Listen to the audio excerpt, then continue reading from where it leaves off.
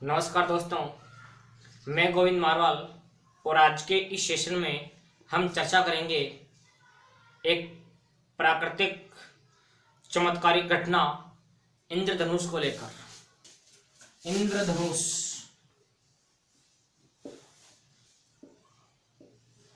इंद्रधनुष जिसको हम कहते हैं दोस्तों इंग्लिश में रेनबो। ध्यान दीजिएगा, प्रकृति में खूब सारी अद्भुत घटनाएं होती है। आकाश का रंग नीला दिखाई देता है, तारे टिमटिमाते हुए प्रतीत होते हैं, इंद्रधनुष हमें दिखाई देता है। कई सारी प्राकृतिक घटनाएं होती है। उन्हीं घटनाओं में से एक घटना इंद्रधनुष को लेकर हम चर्चा करेंगे। तो सबसे पहले बात करें कि इंद्रधनुष कब बनता है, इंद्रधनुष के बनने की क्या क्या शर्तें होती हैं। ठीक है, तो सबसे पहली शर्त इंद्रधनुष के बनने की अगर मैं शर्तों की बात करूं तो पहली शर्त तो ये है कि वर्षा के बाद आकाश थोड़ा साफ होना चाहिए। बरसात के बाद आकाश थोड़ा साफ होना चाहिए, बिल्कुल हल्की हल्की बारिश होती रहनी चाहिए, बूंदाबांदी जिसको हम कहते हैं। सूर्य का प्रकाश थोड़ा चमकीला होना चाहिए और सूर्य के विपरीत दिशा में बादल होने चाहिए। सूर्य जैसे इधर है तो इसके जस्ट सामने की तरफ, यहां अगर सूर्य है तो इसके सामने बादल होने चाहिए। सूर्य की विपरीत दिशा में, सूर्य के जस्ट सामने की दिशा में बादल होने चाहिए। तो इंद्रधनुष निर्माण की क्या क्या शर्तें हुई कि पहली बात कि बरसात के बाद आकाश थोड़ा साफ होना चाहिए, हल्की हल्की बारिश होती रहनी चाहिए, सूर्य का प्रकाश तीव्र चमकीला होना चाहिए और सूर्य के ठीक सामने बादल होने चाहिए। इस स्थिति में हमें इंद्रधनुष दिखाई देता है। सूर्य जो है वो प्रेक्षक के पीठ पीछे रहना चाहिए।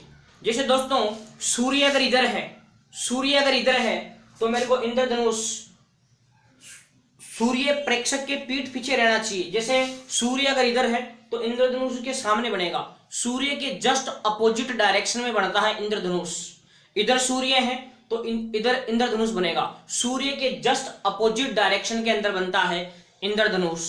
याद रखें, दोपहर के समय कभी भी इंद्रधनुष नहीं बनता है, क्योंकि इस स्थिति में सूर्य प्रेक्षक के पीठ पीछे नहीं हो सकता। दोपहर में सूर्य ऊपर होता है तो क्या इंद्रधनुष जमीन के ऊपर थोड़ी बनेगा, वो गलत है। तो इंद्रधनुष बनने की शर्तें क्या क्या हुई, वापस बोल रहा हूं, मैं वापस रिपीट कर रहा हूं। बरसात के बाद आकाश थोड़ा साफ होना चाहिए, हल्की हल्की बारिश होती रहनी चाहिए, सूर्य का प्रकाश तीव्र चमकीला होना चाहिए और सूर्य के विपरीत ओर बादल होने चाहिए। और याद रखने की बात कि दोपहर के समय कभी भी इंद्रधनुष नहीं बनता है, क्योंकि इस स्थिति में सूर्य प्रेक्षक के पीठ पीछे नहीं हो सकता।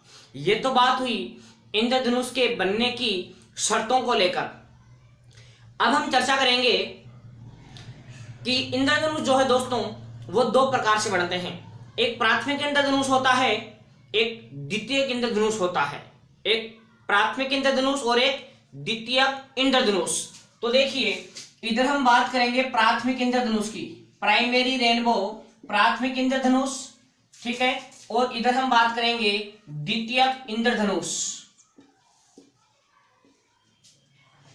यह है प्राथमिक इंद्रधनुष। और इधर हम चर्चा करेंगे द्वितीयक इंद्रधनुष की, द्वितीयक इंद्रधनुष। आप ध्यान दो, इधर प्राथमिक इंद्रधनुष किस प्रकार बनता है और द्वितीयक इंद्रधनुष किस प्रकार से बनता है। तो पहले हम चर्चा करेंगे प्राथमिक इंद्रधनुष को लेकर।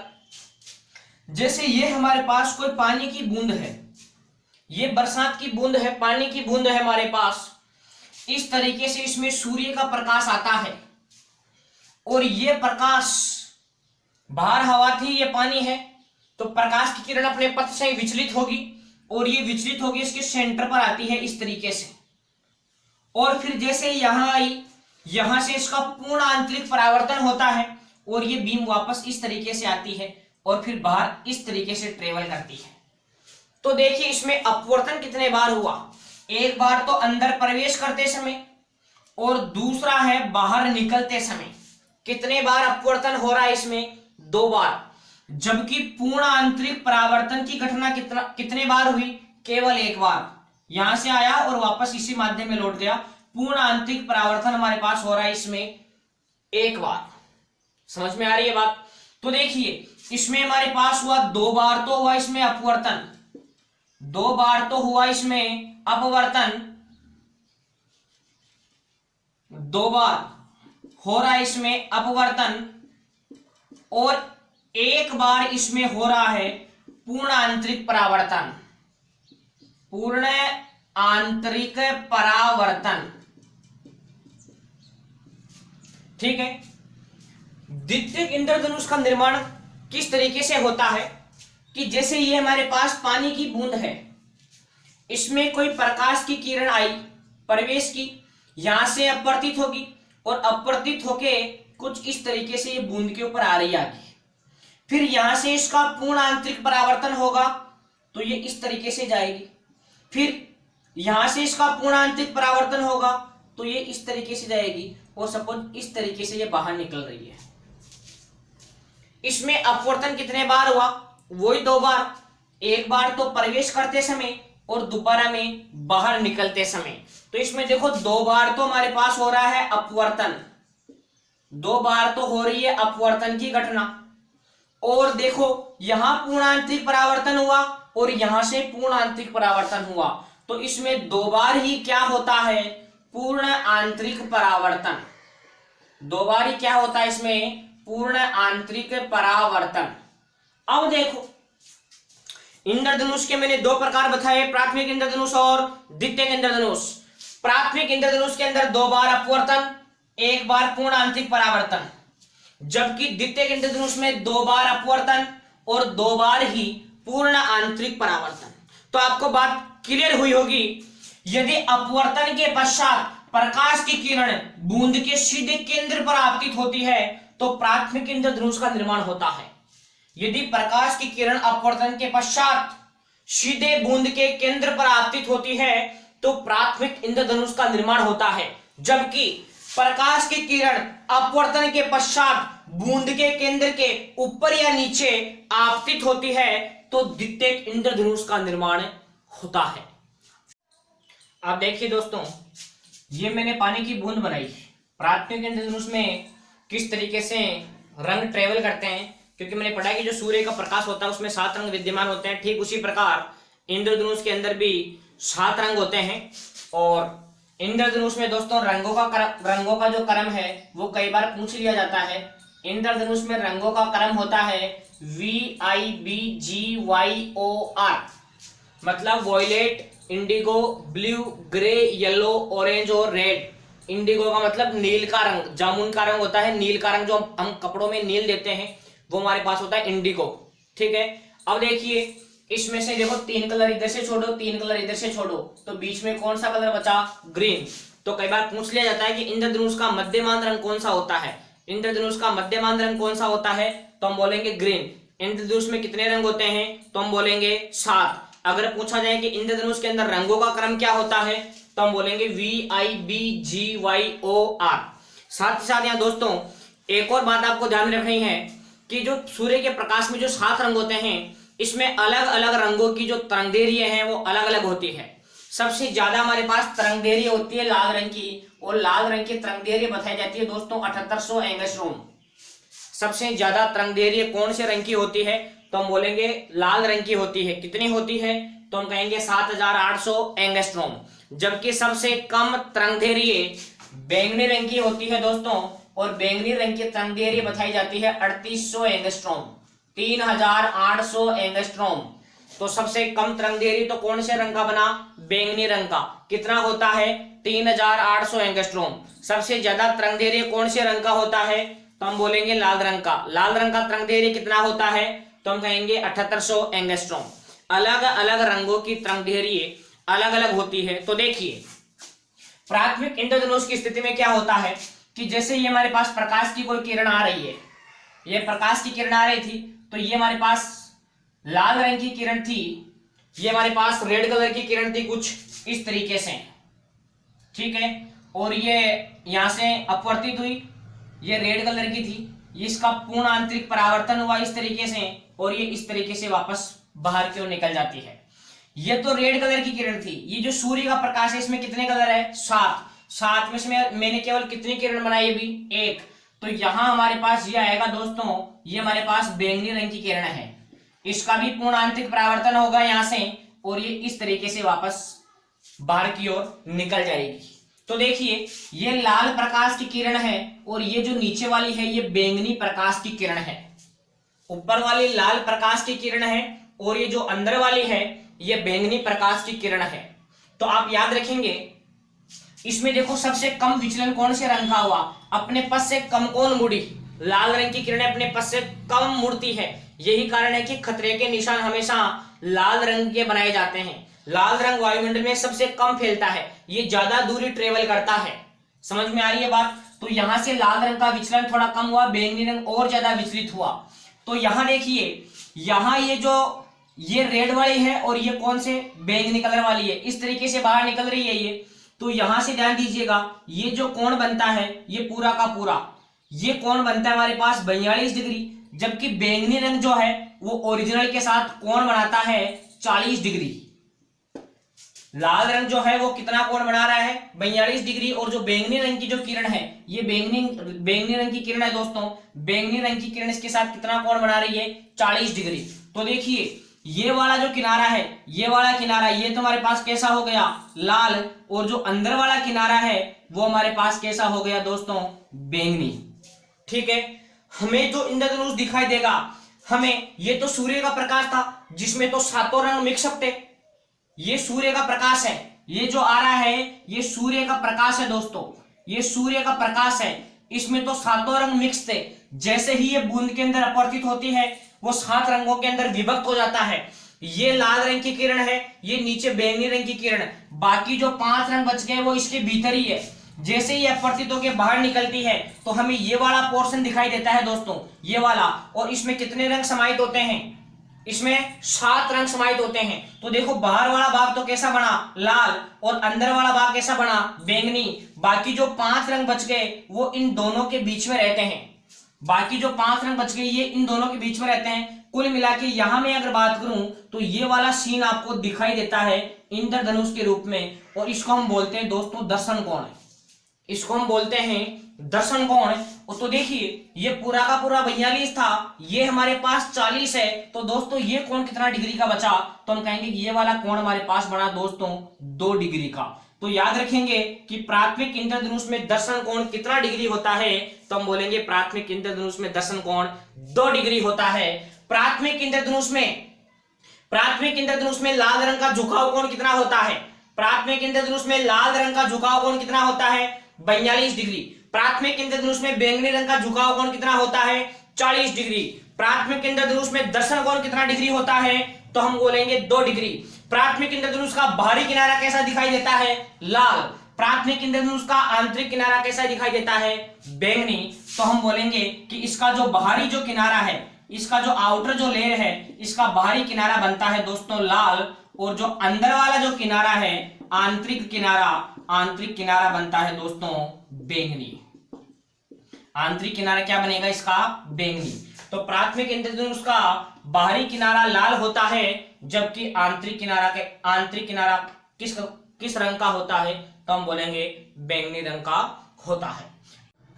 अब देखिए द्वितीयक इंद्रधनुष के केस में यह सिनेरियो किस प्रकार का रहता है। तो इसके लिए देखिए ये सपोज पानी की कोई बूंद है, इसमें सूर्य का श्वेत प्रकाश आ रहा है। ठीक है, तो ये तो हमारे पास रेड कलर की है, और ये हमारे पास कौन सा कलर है? वॉयलेट। ये तो रेड कलर की बीम और ये वॉयलेट कलर की बीम 7 रंगों के अंदर विभाजित हो गया। यहाँ दोस्तों वर्ण विक्षेपण की घटना भी हो रही है। सूर्य का जो प्रकाश जैसे ही बूंद के अंदर प्रवेश करता है तो वो 7 रंगों के अंदर विभाजित हो जाता है। तो यहाँ वर्ण विक्षेपण की घटना भी हो रही है, यहाँ अपवर्तन की घटना भी होती है, और यहाँ पूर्ण आंतरिक परावर्तन की घटना भी होती है। तो जो इंद्रधनुष है वो 3 घटनाओं का संयुक्त परिणाम होता है। इंद्रधनुष की स्थिति में 3 घटनाएं एक साथ घटित होती है। वो कौन कौन सी घटनाएं हैं? अपवर्तन भी होगा, परिक्षेपण भी होगा, और पूर्ण आंतरिक परावर्तन भी होगा। तो देखिए ये हमारे पास सूर्य का प्रकाश था, ये सूर्य का प्रकाश था, ये जैसे यहाँ पर आया अपवर्तित हुआ, 7 रंगों में विभाजित हो गया, ये रेड कलर और ये हमारे पास कौन सा कलर, वायलेट कलर। अब देखिए ये रेड कलर वाली जो बीम है ये इस तरीके से पूर्ण आंतरिक परावर्तित होती है और इस तरीके से ये बाहर निकल जाती है, जबकि ये जो है ये बैंगनी कलर वाली ये इस तरीके से रिफ्लेक्ट होती है और फिर इस तरीके से पास होती है, यहां से भी ये हल्की अपवर्तित होती है इस तरीके से, ठीक है। अब देखिए यहाँ ये जो बीम है ये तो कौन से कलर वाली है, रेड कलर वाली, और ये कौन से कलर वाली है, वॉयलेट कलर वाली। तो यहाँ जो ये वॉयलेट कलर है ये इसके साथ कोण बनाता है दोस्तों 53 डिग्री का, जबकि जो रेड कलर है ये ओरिजिनल के साथ कोण बनाता है 50 डिग्री का। अब देखिए इसमें ये वाला बार कैसा है, बैंगनी, और अंदर वाला बार कैसा है, लाल। तो यहाँ हमें ये वाला पोर्शन दिखाई देता है दोस्तों, हम जो इंद्रधनुष दिखाई देता है वो हमें ये वाला पोर्शन दिखाई देता है, ठीक है। तो यहाँ देखो ये पूरा का पूरा कोण 53, ऊपर वाला कोण 50, तो ये यहाँ हमारे पास कितना एंगल बचा, 3 डिग्री। तो इसको बोलते हैं दोस्तों दर्शन कोण, और यहाँ दर्शन कोण का मान हमारे पास कितना डिग्री बना, 3 डिग्री। कितना डिग्री बना, 3 डिग्री। बैंगनी रंग के लिए झुकाव कोण कितना है, 53 डिग्री। ध्यान दें, बैंगनी रंग के लिए झुकाव कोण कितना है, 53 डिग्री। लाल रंग के लिए झुकाव कोण कितना है, 50 डिग्री। द्वितीय इंद्रधनुष का दर्शन कोण कितना डिग्री होता है दोस्तों, 3 डिग्री, ठीक है। तो इस प्रकार से अब देखो इसमें अगर मैं बाहरी किनारे की बात करूं कि द्वितीय इंद्रधनुष के अंदर बाहरी किनारा कैसा होगा, तो दोस्तों आप याद रखेंगे इसका बाहरी किनारा कैसा बन रहा है, बैंगनी, जबकि इसका जो आंतरिक किनारा है, अंदर वाला जो किनारा है आंतरिक किनारा कैसा है हमारे पास, लाल। आंतरिक किनारा कैसा है, लाल, ठीक है।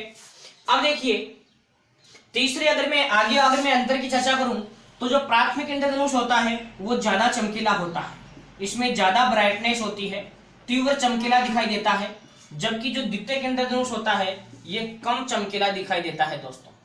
द्वितीय इंद्रधनुष कम चमकीला दिखाई देता है। कई बार आपने देखा होगा इंद्रधनुष फिर इसके नीचे इंद्रधनुष, हमें दो इंद्रधनुष एक साथ दिखाई देते हैं। तो जो ऊपर की ओर बनता है वो प्राथमिक इंद्रधनुष होता है और जो नीचे की ओर बनता है वो द्वितीय इंद्रधनुष होता है। प्राथमिक इंद्रधनुष ज्यादा चमकीला दिखाई देता है, द्वितीय इंद्रधनुष कम चमकीला दिखाई देता है।